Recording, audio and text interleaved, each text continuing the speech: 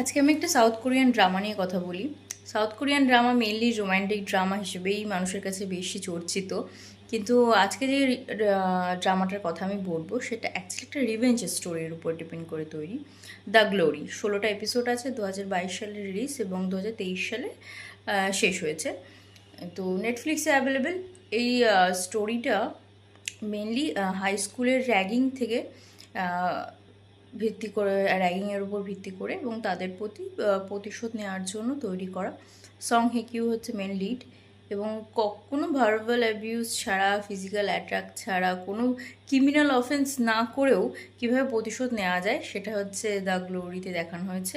শুধুমাত্র প্ল্যানিং এবং সঠিক স্ট্র্যাটেজির উপরে ভিত্তি করে, সঠিক সময়ে সঠিক পদক্ষেপটা নেওয়ার উপরে ভিত্তি করে এই স্টোরিটা রয়েছে এবং ভীষণ এন্টারটেইনিং, মিস্টেরিয়াস, এক মুহূর্তের জন্য বোর হবেন না। তো দেখতে পারেন।